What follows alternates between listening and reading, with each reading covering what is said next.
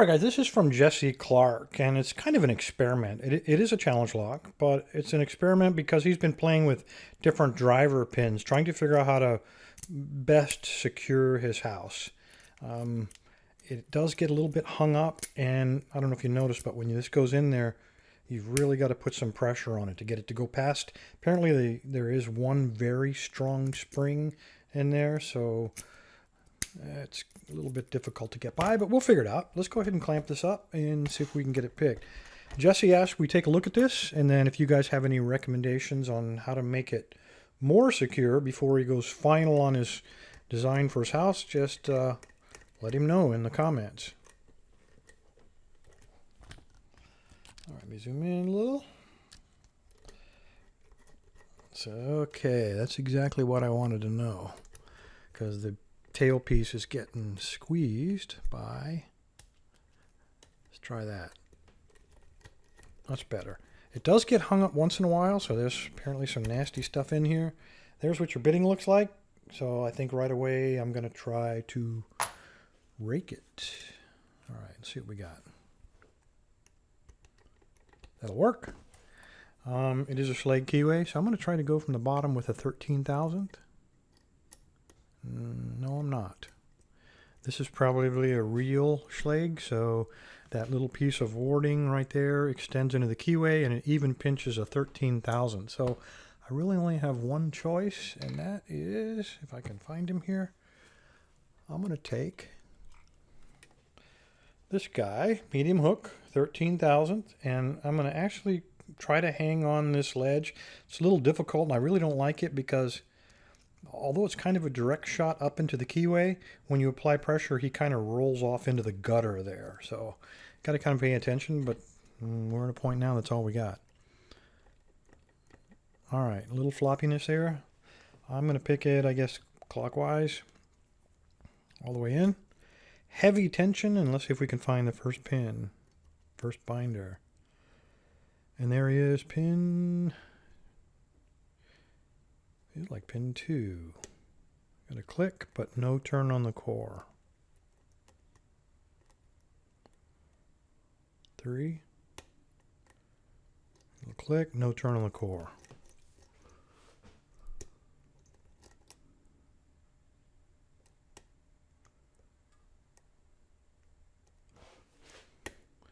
Okay, that was pin 1. And got a good fault set going. Feels like pin 4 is all the way on the bottom of the keyway. And I am getting some counter rotation on him. Just a little bit. And there we go. Got a little click on him. Okay, that was pin 2. Got a double click on him. That's pin 1 again. He's falling down. I got a counter rotation on him, really deep. Come on. All right, we're good. I got a good deep fault set, so now I'm really looking for some kind of counter rotation.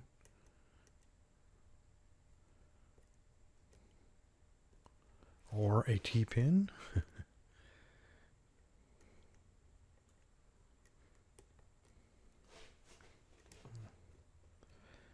All right, at this point it might very well be a T-pin. I'm lightening up very light on the tensioner.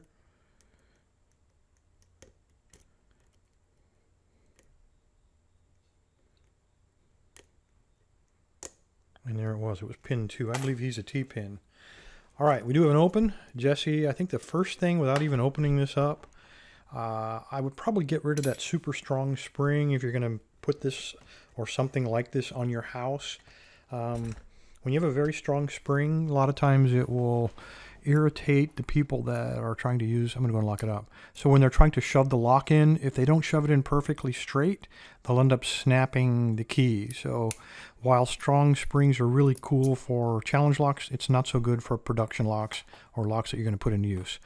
All right, let's go ahead and take this guy apart and see what Jesse's got in here. Get a pinning tray. Zoom this bad boy out. Turn that around so I can read it. All right.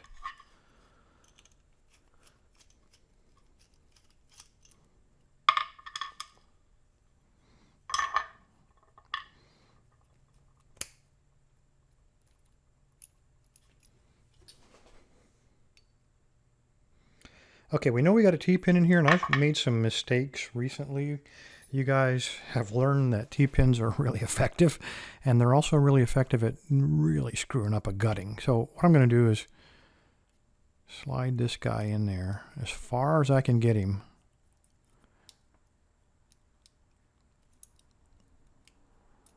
Let's see if he's coming out the other side yet. Not yet.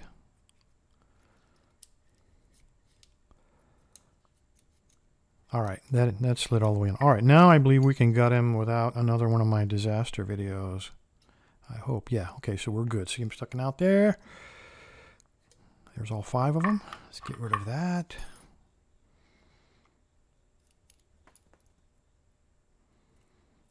Okay, I'm seeing a lot of threads here, and that's a good thing. Let's go ahead and drop these bad boys out. Okay, we got a standard. We got a standard. Number 3 looks like a homemade spool. 4, homemade spool. And the same with number 5.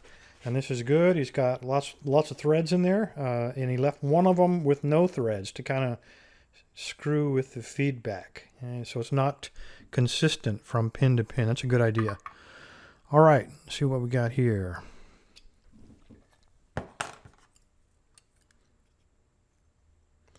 Okay, we have commercial spool.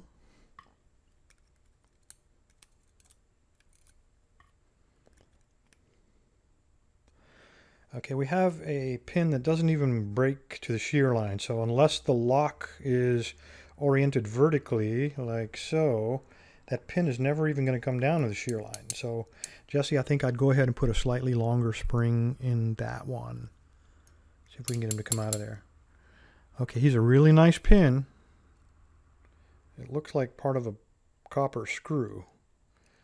And that would really be cool if he would come to the shear line and give us a chance to grab a hold of those threads. So slightly longer spring. Chamber 3, commercial spool.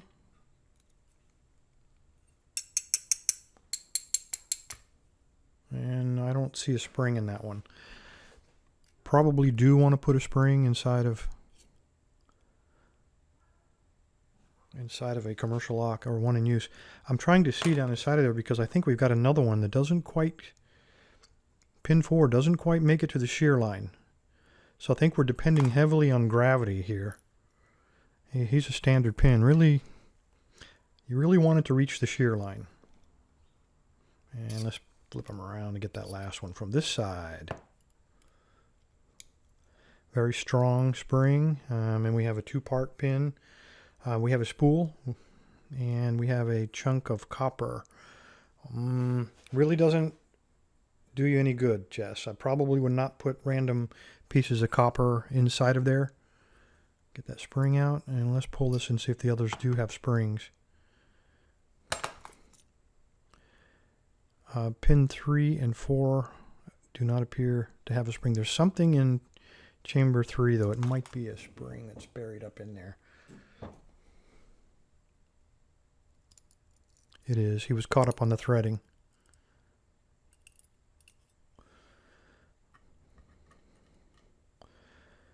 All right, it looks like every single chamber has been threaded here in the Bible, which is okay. It's fine. I probably would have alternated them or done something a little bit different, again, to change the feel and the feedback for someone trying to pick it. If it's at all possible, if it'll fit into your door, I'd also try to find a lock that has 6 cylinders instead of 5. You may not be able to do that. Some locks are not built, like deadbolts are not built to take anything that's any longer. So you may just be stuck with 5. All right, guys, if you've got any suggestions to help Jesse out before he makes his final decisions on how to best, most securely pin up the locks in his house, put them in the description. Appreciate your time. Jesse, thank you, sir, for the lock. Everybody stay safe, stay legal. Oh, yeah.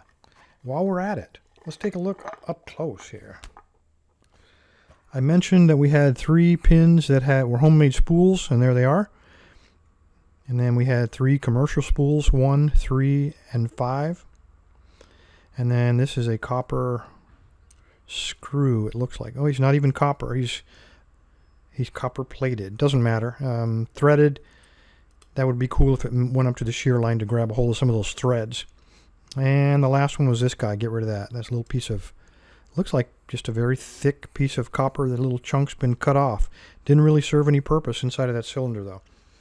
Thanks, guys.